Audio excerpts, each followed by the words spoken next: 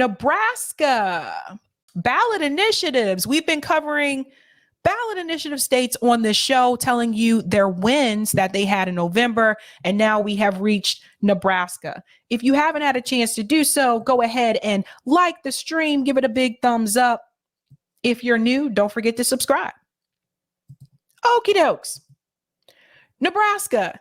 Citizens of Nebraska, through direct means, meaning after a successful petition drive, the initiatives go straight to the ballot with no stops at the legislator, may initiate initiatives as either a state statute law or a constitutional amendment. In Nebraska, citizens also have the power to repeal legislation via veto referendum. The Nebraska unicameral legislator, meaning they don't have a Nebraska Senate, may also place measures on the ballot as legislatively referred constitutional amendments with a 3/5 majority vote. Cornhuskers! Single subject rule. In Nebraska, each proposed measure must address only one subject. We've talked about this before. That means you can't have a ballot measure that has this formula of if this, then that. And you can't have a ballot measure that has two different measures or two different subjects attached to one ballot measure. You can't do that in Nebraska. Let's go on here. I'm scrolled down. Number of signatures. In Nebraska, the number of required signatures is tied to the number of registered voters in the state as of the deadline for filing signatures. Therefore, petitioners cannot know the number of signatures required until signatures are submitted for verification. The following are requirements for the types of citizens-initiated measures in Nebraska. Initiated constitutional amendment, 10% of registered voters. Initiated state statute, 7% of registered voters, and veto referendum, 5% of registered voters for a referendum, and 10% to suspend the law until voters decide the law's fate. Let's get into the ballot measures for Nebraska. Actually, I'm gonna mix it up a little bit. I'm gonna do something different. I'm going to start from the bottom and work my way up. We're going to start because I know which one I want to start with first, actually.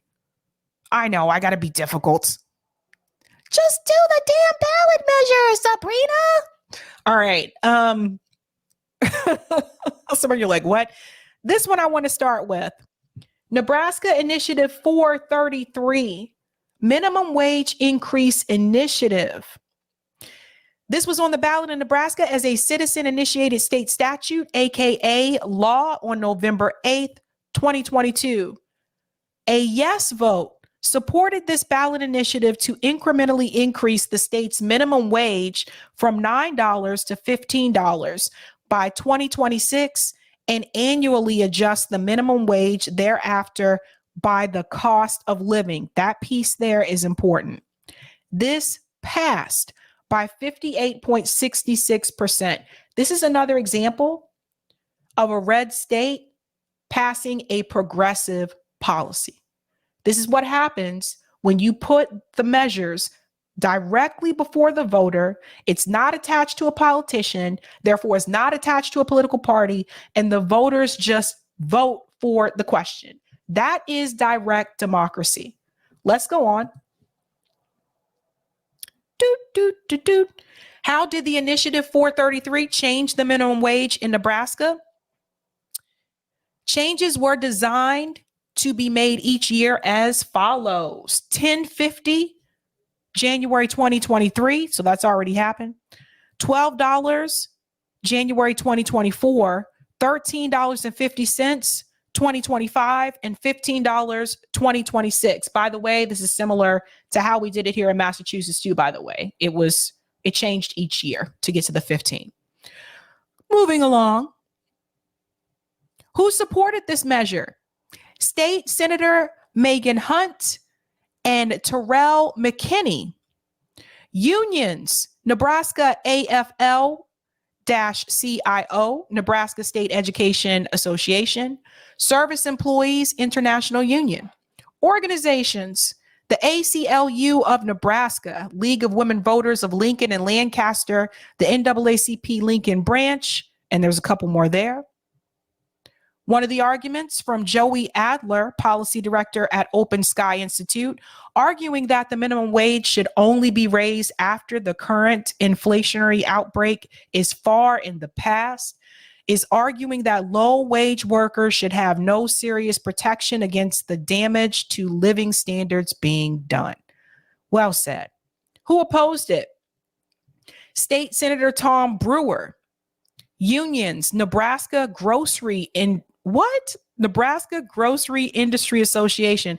That's interesting considering that food costs so much more now. Organizations, Lincoln Independent Business Association was against that.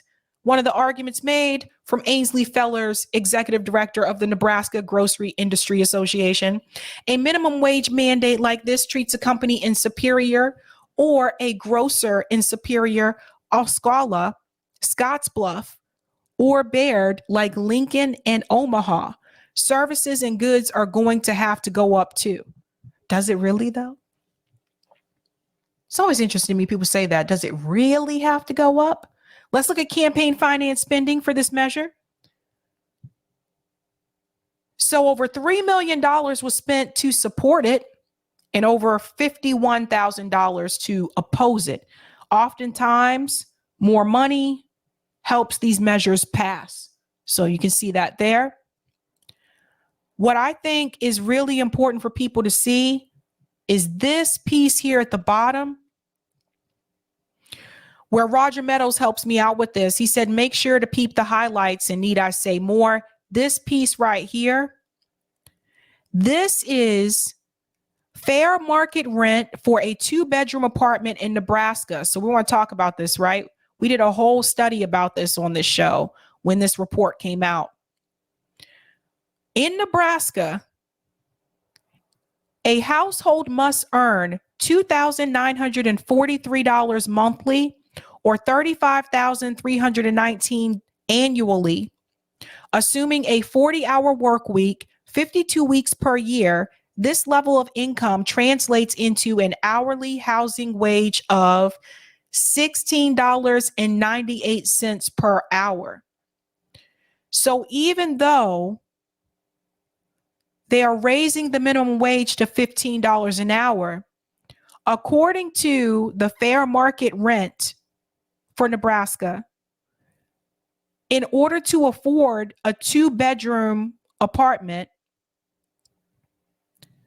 you still need to make $16.98 an hour. Right now, the minimum wage in Nebraska, or actually it's changed already now, but before this measure was passed, the minimum wage was $9 an hour. The average renter wage in Nebraska, $16.52 an hour. 2-bedroom housing wage is that $16.98. So the highlights here, most expensive areas. Yeah, Roger, FYI, I'm struggling to see this, bud. I am struggling. It is very hard to see it because it's so tiny. But anyway, most expensive areas, you have Dodge County. I think this is a little over $16. Same with Sioux City, a little over $16. Lincoln, a little bit over $17. Omaha, a little bit over, I think that's $18. It's hard to see. And then Stanton County, I think that's a little over $16.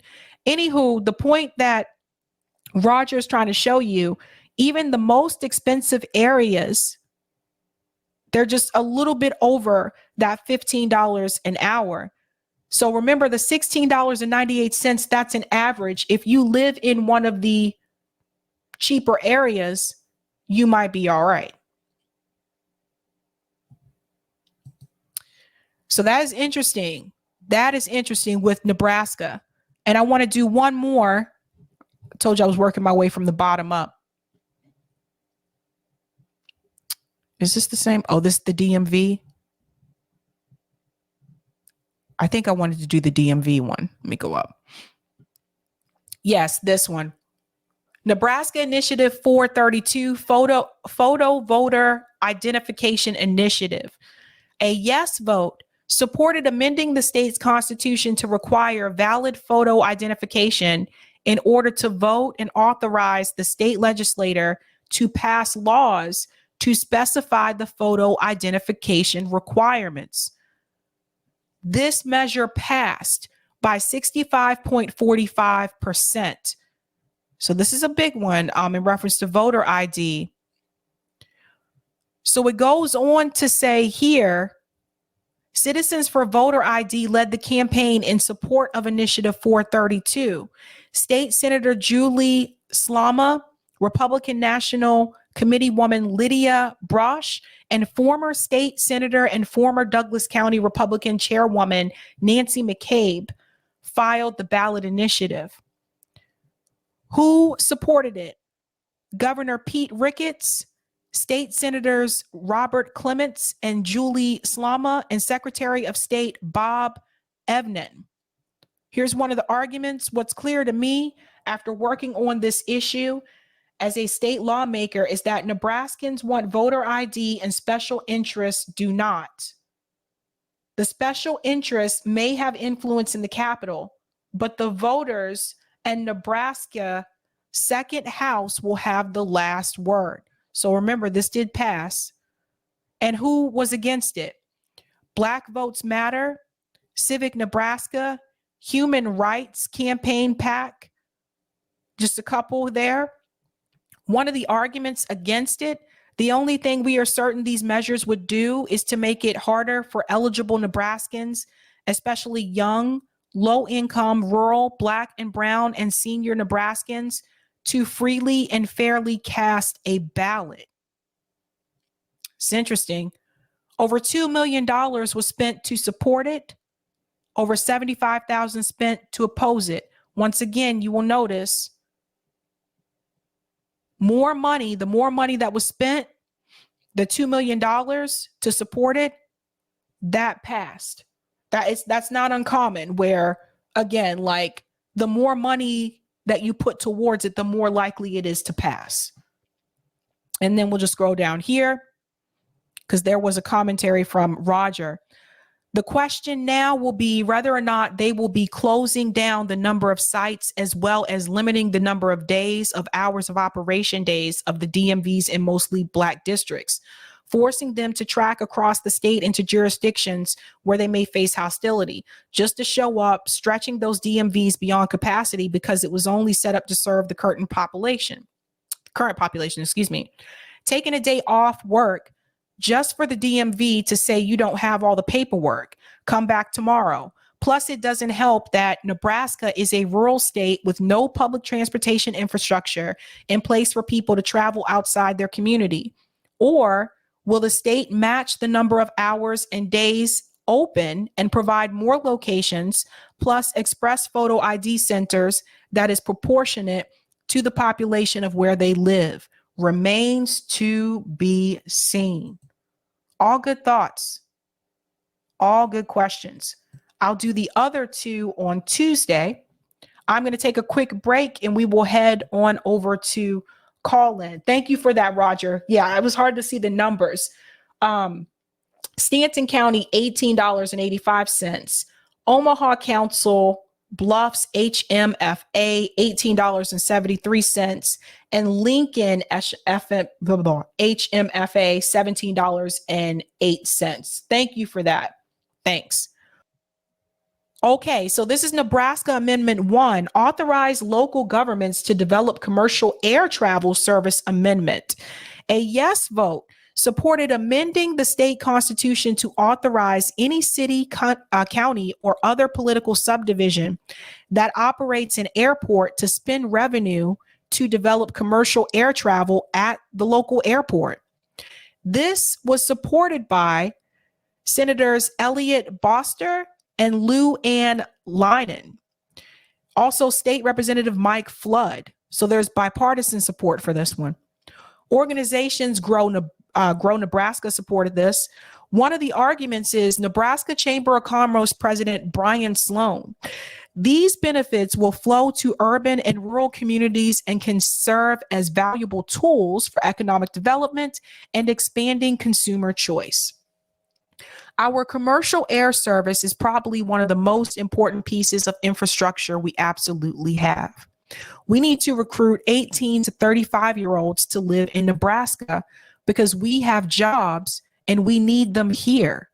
And you're not going to get 18 to 35-year-olds where there's no air service. If any of you watching are between the ages of 18 and 35, you want to move to Nebraska?